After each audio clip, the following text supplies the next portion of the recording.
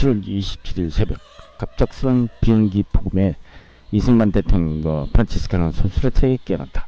시계는 새벽 3시를 가리키고 있었다. 적의 야크기가 대구 상공까지 나타난 것이다.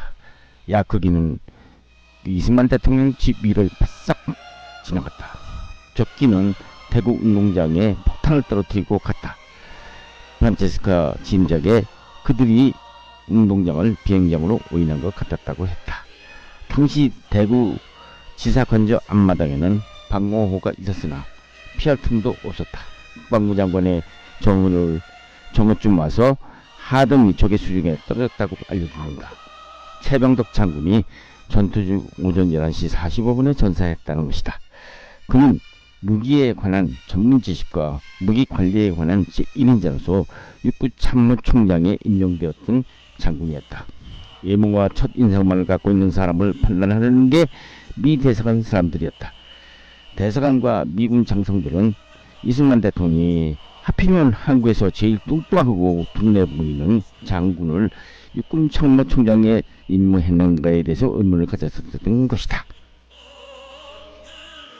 전문적인 군사 지식은 물론 우리나라에 무슨 무기가 필요한가를 잘 알고 있는 경험으로 뭉쳐진 장군이야. 최병덕 장군은 이렇게 대답했다. 대통령은 또 미남 장군들의 시원스러운 큰 눈이 못 보는 것을 최병덕 장군의 졸리는 듯한 눈을 꿰뚫어 본단 말이야 하면서 장군을 감싸고 돈 적이 있었다. 사람들은 최병덕 장군이 너무 뚱뚱해서 걸어가는데 굴러가는지 모르겠다고 입방아를 찧었지만 이승만 대통령은 정말로 승리가 있는 한국의 장군이었다고 했다. 그런 최병덕 장군의 전사 소식은 오늘 새벽 적기의 폭음이 찢어지는 가슴의 상체 이상으로 이승만 대통령 일행을 비통하게 만든 것이었다. 아군기의 오폭은 계속되었다. 이승만 대통령은 폭격기들은 꼭 한 발 늦게 출격해서 적군이 다 떠나버린 장소에 폭탄을 투하했다고 주장을 했다. 때로는 적군에 100명이 숨어있다는 정보에 따라서 출격한 비행기들이 아예 시 전체를 폭격해서 선량한 시민들만 피해가 적지 않았다고 했다. 대표적인 것이 영동에서의 기갑부대 제1기병사단 전투였다. 그들은 영동을 원형 포위하고 촌가옥을 파괴하다시피 하면서 적과 싸웠던 것이다. 이 전투에서 미군은 적 사살 또는 포로를 2,000명의 전권을 올린 것이다. 대한민국 국군의 피해는 40명 뿐이었다. 싸움에 이기고 미군들은 3마일을 후퇴까지 했다. 승리 뒤에도 후퇴했던 것이다. 그들은 지형작전을 펴고 있었고 충분한 보고를 받기 위한 작전을 하고 있었던 것이었다. 그러나 그의 지연작전은 우리 한국 땅을 야금야금 잃게 만들고 있었으니 최후의 승리는 우리의 것이라는 사실을 확인하고 있었지만 그동안 대한민국 국민은 어디로 가고 있어야 할 것인가? 이것이 대통령의 질문이었다. 오후 2시 15분 메가더 장군이 대통령을 방문하기로 되어 있었다. 이승만 대통령은 부산에 가 있던 김한란 박사를 불렀다. 대통령은 유엔 한국위원에게 구호 문자를 경제 원조에 맡기지 말고 직접 한국 정부로 보내도록 요청하려고 김한란 박사에게 지시했던 것이다. 메가더 사령관은 오커, 알랜드, 피트니 장군과 스트레이트 마이어 제독을 데리고 왔다.